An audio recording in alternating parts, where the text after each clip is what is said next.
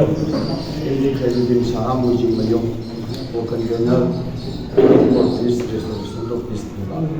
I think I see hygienic within 2023 and Pada 2024 Lapasida.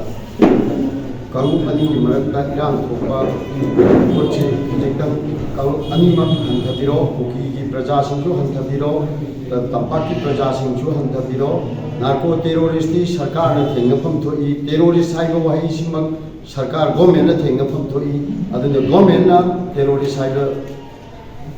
group chain, atu bomatam da government any force agency thaja lagam muthat biro, loina na marak sida. BJP government lead over government India government BJP Manipur government ani da sarkar paiba yaumin nariba NPF amadi MPP ani phirechu athuba matamda Iran si solution puraknabagi damakta lauthok biraga akanba khongjang changchen biraga Iran si purak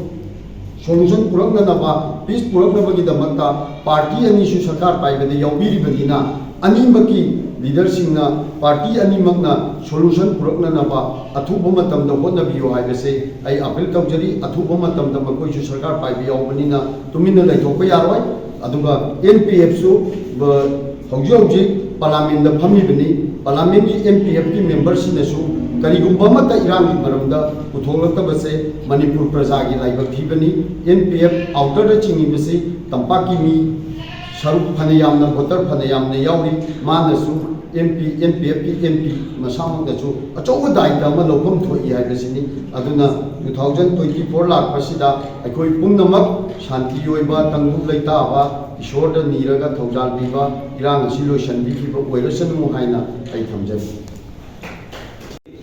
bye bye numit isida Manipur Press Club asida Forum for Restoration of Peace Manipur na aikoina masiki press meet phamjabasidi akwai hujik Manipur da chathariba thang nipa suraba akwai gi Iran daga situation punamakse hek horopadagi Forum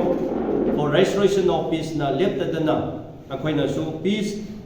normalcy laningai gi tamakta cheng chongdana honaragliba punamak asida mayamna su khangbi aduga akwai na government gi leader governor central leader mayamna su unaraga punamakse suggestion pidana khotana mayam tawkiba lei adubu punamakse government na nating bakumna akoina suggestion piba tawpa mayam se adum kari haisira site amada thambi bakumna thambi khibase akoi Forum for Restoration of Peace na akoi nungai da phondok chai maramdi akoi peace pami adubu lenga central wegera government state wegera peace pam da bakumna akoina tawpa haibu mayam se yetna bakumna dum lawki adu ki tamakta akoi nungai te adubu hujik chathariba tholiba akhoi lan aduga Iran se mase it is very unfortunate kra hantharagadra pharagadra hairaga ngarang amuk kamna khonna dana mi simina thokna bagi paw mu yorakre mase akhoi thamoi sengna akhoi nungai jate tawdupu ngasi Forum for Restoration of Peace na akhoi leptadana akhoi adu peace lakri phobadi akhoi na akhoi di thabak tawkhigani akhoi haikigani akhoi na government na lobo lodabadudi amani adubu akhoi Manipur da leriba jati kalu praja punamak sidi peaceful coexistence yam nungsi chana na lemina da baya de haibase gi pandam da akhoi Forum for Restoration of Peace se akhoi form tawkhigani aduna akhoi gi tawphom thokpa akhoi di tawgani dobu laibak thibadi akhoi na afaba suggestion kya piri base lengak na turn down tawbu kumna tawbagi dagi ngasi se mahe yamda kumna adum uwe akhoi na peace committee semje natraga goodwill mission tha se haiba miyam se shu dum turn down tawki ngasi aina hainingdi hojiki public mayam na peoples na public sing na government lay na government da depend tawraga leiba masidigi akhoi lanse loisan ba ngamdre peace lap ba ngamdre aina hainingdi hojiki public mayam na government da depend tawbirunu government da trust leibirunu hojiki government sidi center wegera akhoi state wegera leitaba ga chamanare lengak leitaba ga chamanare law and order totally fail where si mayam na khangkhre adu iradi mas makhoi na nate haiba tarade aina question tawjage tha nipan suru phawbada achievement kari tu lobo ngamde negotiate table da lakte tawrani negotiate tawrani lan tolani shanti larne lobo khaktane to tha nipa suru phawbada ngasi government na center na karimata step lokhat pa laitabane na peopleꯁꯤꯡ public da ina hainingbedi government lay haibasidi akhoi kauthokrase masi thajabirunu akhoi moida depend tobirunu trust karisu leirunu leibirunu akhoi public na government lay haina depend tor leiradi manipur se loina hana sunadana akhoi maseng adum loina mangkhigani aduna government leitre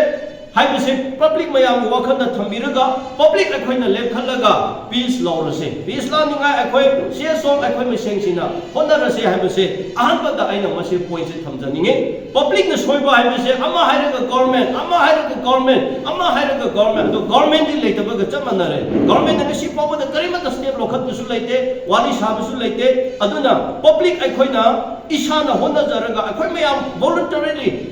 डिडिकेट तौरगा लेखलगा Manipur सिदा शांति हंजन हलसे लांतोलसे हबसे मिपुम खुदिमकना लौरसे अदुगा इचिनाउ कुकीगी अखंग हाइसिंग लीडरसिंग सु मसे लेखत पिरगा शांति लानिगाय वाखलोमदा थबा तौबिउ इचिनाउ मैतेसिंगसु सेसो हाना यामना लांगदना चोंगदना लेरिबसिंगसे मसिदि उदब कुमना लेरे मखोय मयामसु लेखत पिरगा piece अखोय वारी सारगा piece ला हलसे हाइबलोमदा तौबिउ अखोयना government हाइबसिदि टॉपिकरो अखोयदि government थाजबा करिसु लेतरे हाइबसे अखोय अहनबदा थमजगे अनिसुबदा होजेकि लान तौरिबा चथरिबसे peaceful अखोयगे normal सिला हंसे हाइबा तारदे मसिगी solution पुरकसे हाइरदि mediator यामना अमतरगा लेरे मसि piece दि लवे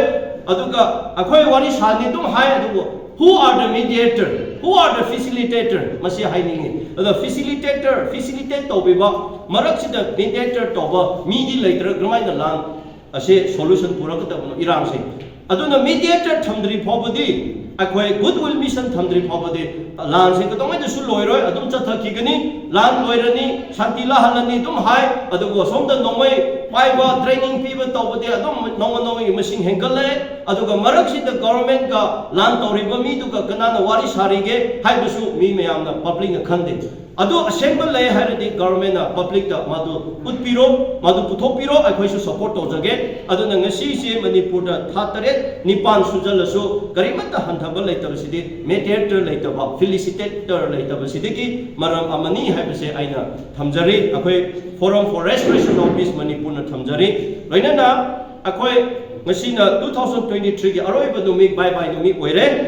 hore nungdang degi anauba chahi new year 2024 larani manipur praja da leiriba ichina punamakta forum for restoration of peace na appeal tawjabadi anauba chahi lakbaga loinana akhoi gi thamoi wakhun se su anauba oihalaga honghalaga akhoi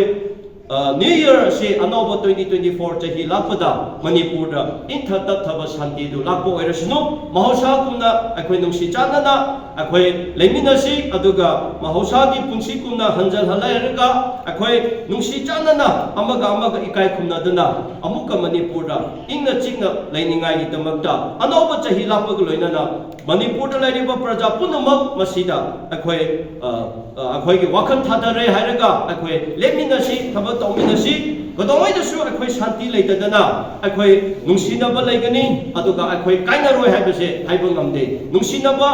इंथबा लेबा कांदा अखोय अमता ओइबगी वाखलों पांगलों the चकदबनी हाइबसे आइना प्रजा मयामदा थमजरी अदुना let peace prevails in Manipur through this new year 2024 हाइबसे आइना प्रजा मयामदा अखोयगी convener ama oina forum for restoration of peace manipur gi convener ama oina mayam da appeal tawjabani thank you